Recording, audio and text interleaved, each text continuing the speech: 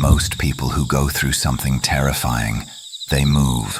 They pack up everything they own. They change their number.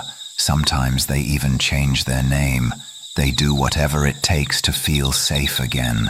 My neighbor didn't have to do any of that, because the person she was afraid of never left. This happened in a suburb outside of Columbus, Ohio. Quiet street, the kind of neighborhood where everyone waves at each other from their driveways and leaves Christmas cookies on each other's porches. Nothing ever really happens there. That's the whole point of a place like that. Her name was Carla. She was 34, worked as a physical therapist, lived alone in a split-level house she'd bought herself 3 years earlier. She was proud of that house. She told me once that the first night she spent there, she cried, not because she was sad, but because for the first time in her life, every door in the building was hers to lock. Her neighbor across the street, the guy directly across, house number 14, was a man named Dennis, mid-50s, retired early from some government contracting job he never talked about specifically. He was always home, always. No matter what time Carla pulled into her driveway, his car was in his. No matter what time she looked out her front window, his lights were on. At first, she thought nothing of it. Some people just stay home. Some people like their own company. She didn't know him well, just enough to nod, wave, exchange the usual nothing comments about the weather. But then she noticed something strange. It started with her garbage cans. Carla had a habit of rolling her cans to the curb the night before trash pickup. Every Tuesday night, around 9 or 10 p.m. Nothing unusual, but she started noticing that by the time she woke up Wednesday morning, her cans were already back in her driveway. Not on the curb, not on the side of the road, back where they lived, neatly positioned against the side of her garage. She assumed it was just a helpful neighbor. She didn't even really question it at first. She mentioned it to her friend Tamara, laughed about it. Someone out here is being weirdly nice to me, and I don't know who. Tamara said, "That's sweet." Carla said, "Yeah." And she went back to her life. Then she installed a doorbell camera. Not because of anything sinister. Her package had been stolen off her porch, and she was tired of it. So she got a Ring camera, set it up, connected it to her phone. The whole thing took 20 minutes. The first time she reviewed the footage, she was looking for the porch pirate. She found something else instead. At 3:47 in the morning, a man crosses her driveway in near total darkness. He's wearing dark clothing.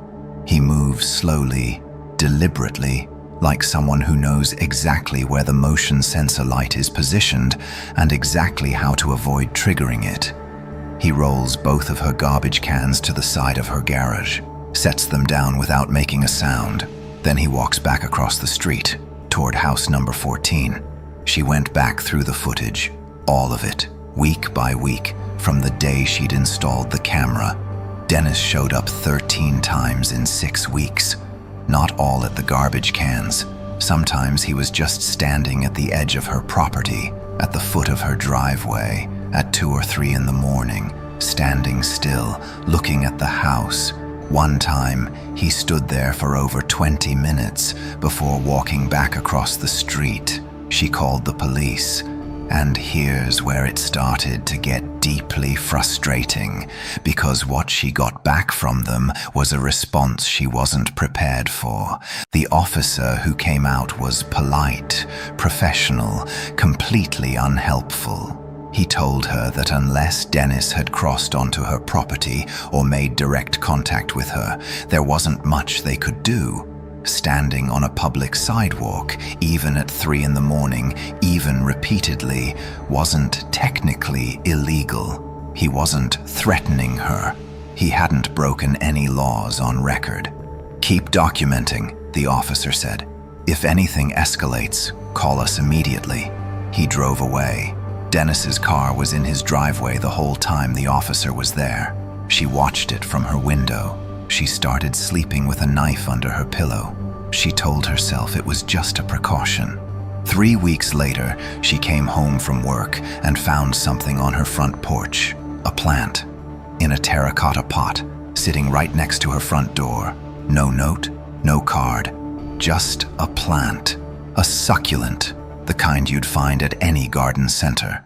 She stood there in her work clothes, grocery bags in hand, staring at it for a long time. Then she picked it up and threw it in the garbage. The next morning, she confronted Dennis. She walked across the street at 8 a.m., knocked on his door, and when he answered, wearing a cardigan, holding a coffee mug, looking for all the world like someone's pleasant uncle, she told him directly, "I have you on camera at my house in the middle of the night, multiple times. I need you to explain that." He smiled, not a creepy smile, a calm one, unbothered, like a man who had already rehearsed this conversation in his head. He said, "I'm just looking out for the neighborhood. You're a woman living alone. I worry." She said, "I didn't ask you to." He said, "I know, but I do anyway." And he closed the door. She went home and sat on her kitchen floor for a while. She said she didn't fully understand why she sat on the floor. She thinks it was because she needed to feel something solid under her, because the ground underneath everything she believed about her safe, quiet, hers-to-lock house had just shifted. She started digging into Dennis's background. She had a friend who worked in county records. She asked her to run a search, nothing too intrusive, just the basics. What came back stopped her cold. Dennis had lived on that street for 11 years, but in the 4 years before Carla moved in, there had been 2 other women who owned her house. Both of them had sold and moved within 18 months of each other. One of them had filed a police report, not against Dennis specifically, but about a neighbor who made her feel watched. The report was vague, never escalated, eventually closed with no action taken. There was something else. At his previous address, a condo he'd owned before moving to this street, Dennis had a restraining order filed against him by a woman. The order had expired years ago, never renewed, never resulted in charges, just a piece of paper that said, "This man scared someone enough to go to a courthouse and fill out paperwork. None of this was enough. None of it was going to help her, because he hadn't done anything. Not technically, not legally. He had just been present and watching and patient. The night it finally escalated, she almost missed it. She woke up at 2 a.m. to her phone buzzing, a motion alert from the Ring camera. She grabbed it half asleep, looked at the screen, her front porch, nothing there. She was about to put the phone down when she noticed the camera angle.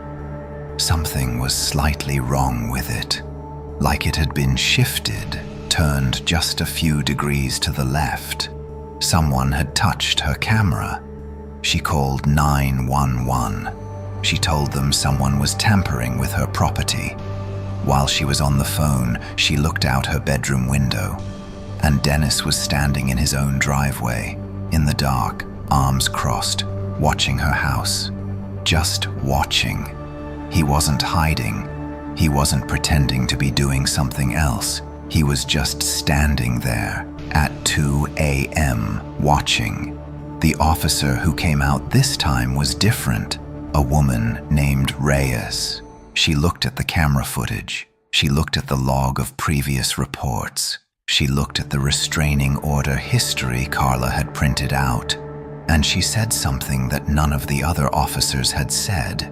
She said, "This is a pattern, and I'm going to document it that way." It took another 3 weeks. More reports, more footage. A lawyer Carla hired out of her own pocket. A formal harassment complaint filed with the county.